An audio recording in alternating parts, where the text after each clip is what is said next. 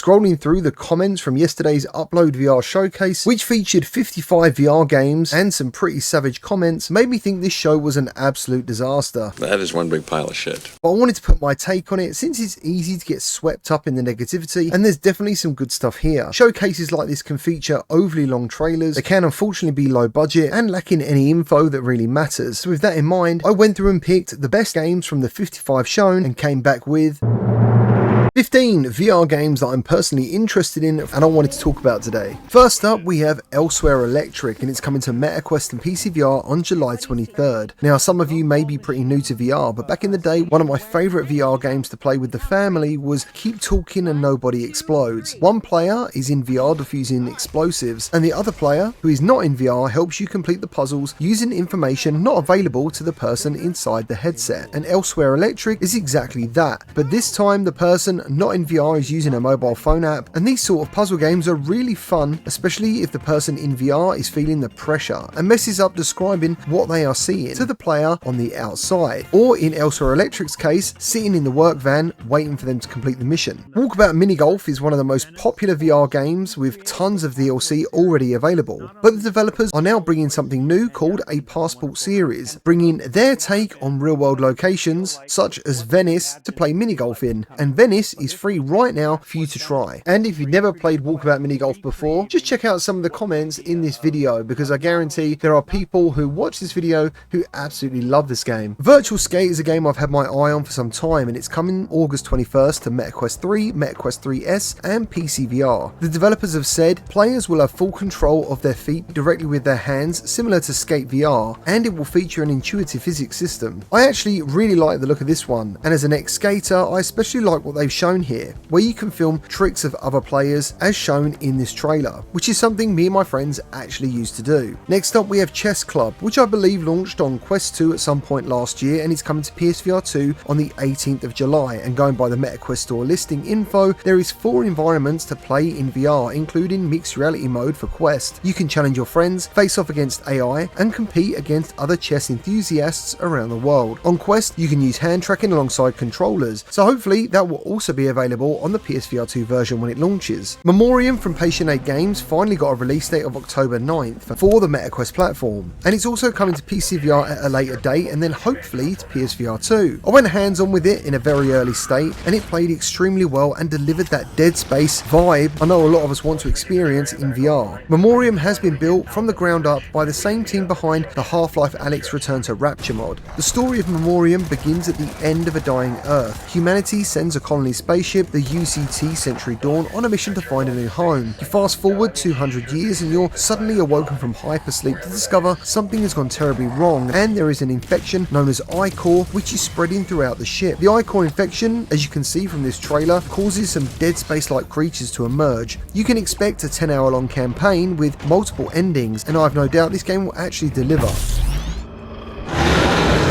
Jesus, what's that?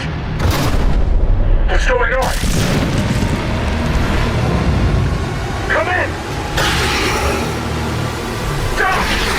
Zero Caliber 2, which is already available on the Quest 3, has already had a lot of improvements since it launched, including some of my own suggestions I made in my review, and it's soon coming to PCVR, plus the original Zero Caliber is in development for PSVR 2, and soon after that, so will Zero Caliber 2. Now personally, I just think they should skip the development time of the original and put that all into bringing Zero Caliber 2 to PSVR 2 as soon as possible. But anyway, the PCVR version will see a rise in environmental realism with new blood effects, amongst many other improvements like more realistic explosions and better gun handling interactions. And overall, I think they did a fantastic job with this new trailer. Besiege VR, which currently has a summer release date on MetaQuest, is a full-on physics sandbox battler with a 50-stage campaign. You have to construct medieval machines like catapults, tanks and giant mechs to destroy your enemy's army. It's got overwhelmingly positive reviews on Steam, and along with this trailer, makes me think this could actually be a really great fit for VR. There is still no mention of the multiplayer multiplayer, which is something many players enjoy on a flat screen, but we will have to wait a little bit longer to get some more information. Grit and Valor is coming to all VR platforms August 21st. Grit and Valor 1949 is a real-time tactics roguelike set in an alternative history from World War II. The evil Axis forces dominate, and Europe is on its knees, and only you stand as humanity's final hope. You become the commander of an elite mech squadron. You must think fast, take a stand, and get ready to liberate Europe and free the world. Grit and Valor will also have headset rumble, and the devs have also said they plan to utilise the power of PlayStation VR2 to deliver a visually stunning, immersive experience. Virtual Hunter is already available on PC and is now coming to PSVR2 and Quest at some point this year, and it plans to bring realistic hunting to virtual reality. It features large hunting grounds where you will find animals like deer, hare and wild boar. You must prepare for each hunt by selecting your weapons and pack your own essential equipment, and then step out into the wilderness. You can track animals, use hunting towers, and each hunt is a new adventure with a fresh spawn of animals available.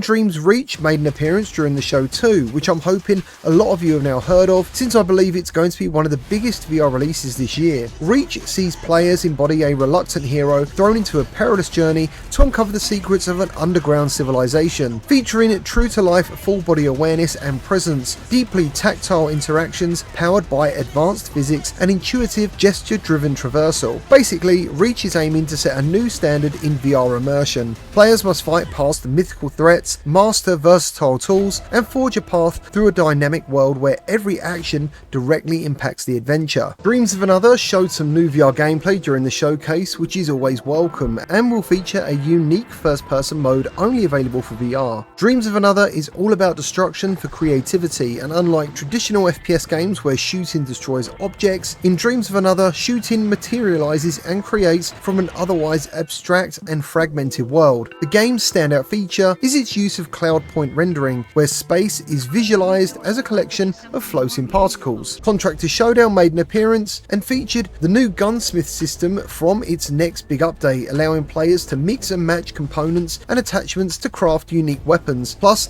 there's going to be a new map called Smuggler's Tunnel that aims to inject a new vibe and give players somewhere to showcase some new strategies and endless tactical opportunities, and they are upgrading the game from Unreal Engine 4 to Unreal Engine 5. World War Z, which is coming to Steam and MetaQuest, got a brand new gameplay trailer too, making it look far less on the rails than in the previous trailers, and shows a hefty amount of zombies in the headset. It's a port of sorts from Saber Interactive's flat screen game, but unfortunately it won't have any multiplayer features like the original version, but will instead focus on a single player campaign. One of the most interesting quotes from the press release is being able to take on up to 200 zombies in the headset at once, which will be pretty impressive, especially if they pull it off for the Quest version. There will be 7 characters to choose from, each with different abilities and weapons with varying levels of difficulty. It's coming August 12th for $20. Of Lies and Rain is looking pretty promising, especially after I went hands-on in early access back in June. It's coming to all platforms and looks to deliver a cool narrative first-person shooter, and it has taken a lot of inspiration from games like Half-Life Alyx. The graphics were surprisingly good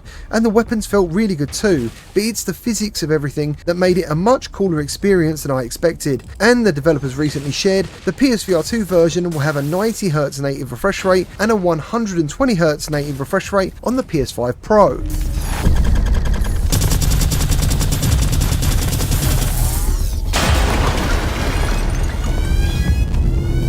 And the last game I wanted to mention from the show is Skyrunner, which I played in a very early version at the end of 2023 when it was known as Bomber Drone. And even though it was very basic, it was a very cool mixed reality game, but now it looks like the developers have gone way further and it actually looks like a proper game full of features with challenges, rescue missions, and multiplayer is now available. Well, that's all I've got for you today. Thank you ever so much for watching. Remember to like and subscribe, and I'll see you all on the next one.